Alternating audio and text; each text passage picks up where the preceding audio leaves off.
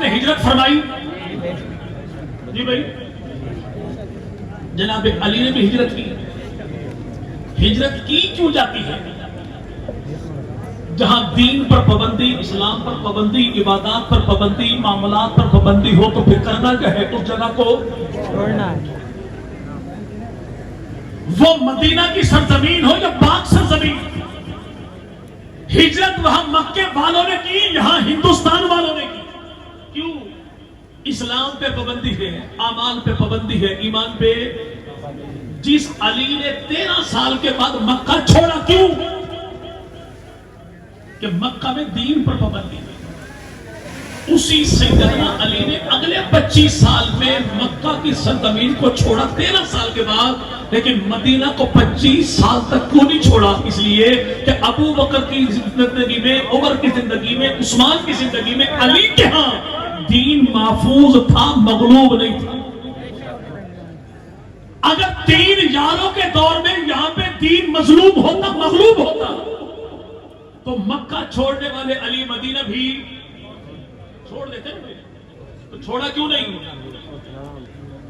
اسے کہ لمبی لمبی چھوڑنے والوں والا عقیدہ جناب علی کا تھا کوئی نہیں. اور لمبی لمبی چھوڑنے والے، اللہ بھلا کرے ارشاد بھٹی صاحب،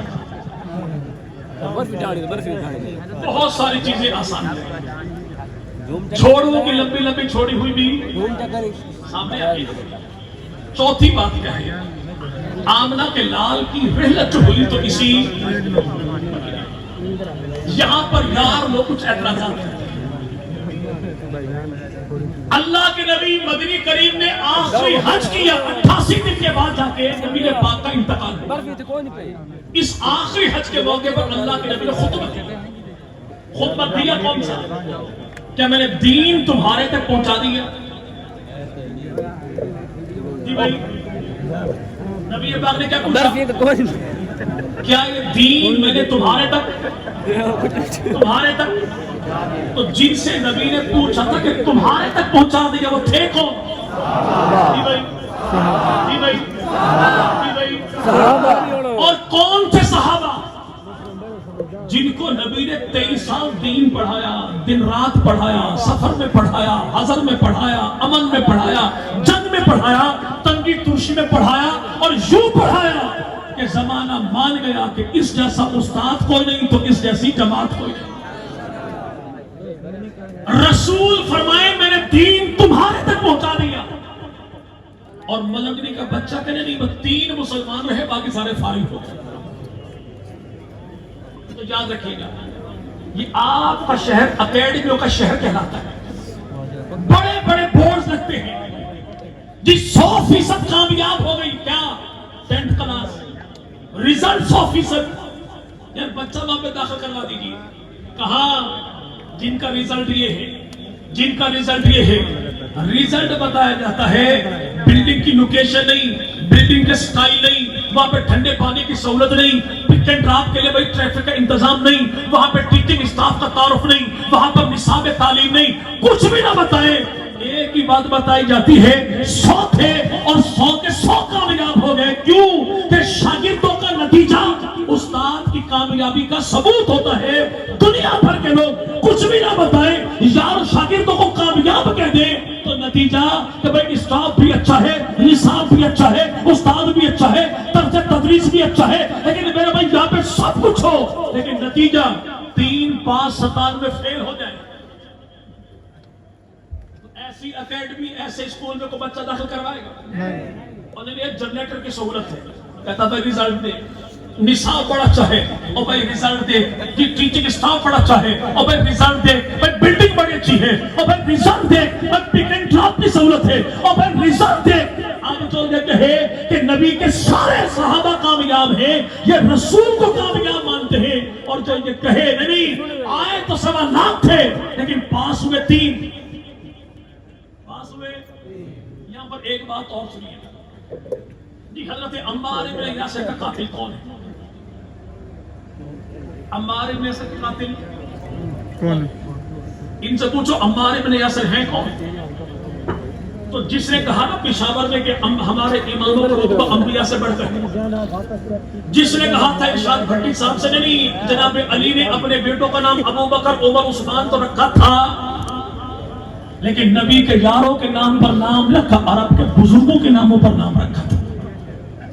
چلو تم نبی کے یاروں کے نام پر بچوں کے نام نہ رکھو، لیکن مائی ڈیئر نقوی صاحب یوں تو کر لیجئے کہ علی کے بیٹوں کے نام پر، کربلا کے شہیدوں کے نام پر، حسین کے بھائیوں کے نام پر، عرب کے بزرگوں کے نام پر کسی ایک بچے کے نام ابو بکر عمر عثمان تو رکھ لیجئے۔ یعنی آپ کو اماموں کے امام بھی پسند نہیں، اماموں کے نام بھی، اماموں کے کام بھی پسند نہیں، اماموں کے کیسے؟ علی نے نماز پڑھی، تکیہ کر کے پڑھی، تو کبھی آپ بھی آ کے پڑھ لیجیے۔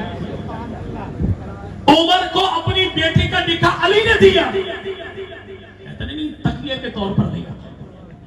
تو حضور اس سنت پہ عمل آپ بھی کیجیے، آپ تکیہ پہ عمل کیجیے، یہاں پہ انشاءاللہ تیار کافی رضاکار بیٹھے۔ بھائی جس چیز کو وہ اپنی ذات کے لیے عیب سمجھے، اسے علی کا کردار کیوں بتاتا ہے؟ تو رسالت باپ نے اعلان کیا کیا؟ یہ دین تمہارے تک پہنچ گیا، تو کس سے پوچھا تھا؟ جی بھائی کس سے پوچھا تھا؟ یعنی دین دینے والے نے کہا کہ میرا ہاتھ کھڑا ہے، میں نے جیسے لیا تھا ویسے دین پہنچا دیا، اور جن کو پہنچایا تھا ان سب نے کہا آقا آپ نے پہنچایا ہی نہیں، پہنچانے کا حق ادا کر دیا۔ اب ان افراد کو رسول خدا نے بطور گواہ کے پیش کیا کہاں؟ اللہ کی عدالت میں۔ مجھے نبی بنایا تھا، خاتم الانبیاء بنایا تھا، ختم نبوت کا تاج سجایا تھا، مولا جو کام ذمہ لگایا تھا اپنے چنے ہوئے بندوں سے پوچھئے، سارے کہتے ہیں کہ آپ نے دین پہنچانے کا حق ادا۔ تو اللہ کے نبی نے جنہیں بطور گواہ کے ڈھونڈا، وہ انسان گواہ سچے ڈھونڈتے جھوٹے، لیکن کیا دیکھیے ہر بندہ بھی سچے گواہ نہیں ڈھونڈتا، سچا بندہ سچے گواہ ڈھونڈتا ہے، جھوٹا بندہ جھوٹے گواہ ڈھونڈتا ہے۔ تو مصطفیٰ کریم جیسا سچا بھی کائنات میں کوئی نہیں، تو ماننا پڑے گا نبی نے جن کو بطور گواہ کے منتخب کیا، تو ان جیسا بھی کائنات میں سچا کوئی نہیں۔ اللہ کے نبی نے اگلی بات کون سی ارشاد فرمائی؟ اب یہ دین غائبین تک پہنچانا تمہاری ذمہ داری ہے۔ بندہ چلا جائے نا خوشام میں، تو ہر دکان پر لکھا ہوتا ہے مولوی امین کا اصلی ڈھونڈا، مولوی انور کا اصلی ڈھونڈا، پھر اصلی ہے کون سا اللہ بہتر ہے۔ بعض میں لکھا ہوتا ہے ہماری کوئی اور برانچ نہیں، اصلی ملے گا تو یہاں سے ملے گا۔ نبی پاک نے جو اگلا جملہ فرمایا کیا تھا کہ دین غائبین تک پہنچانا کس کی ذمہ داری؟ کس کی ذمہ داری؟ صحابہ۔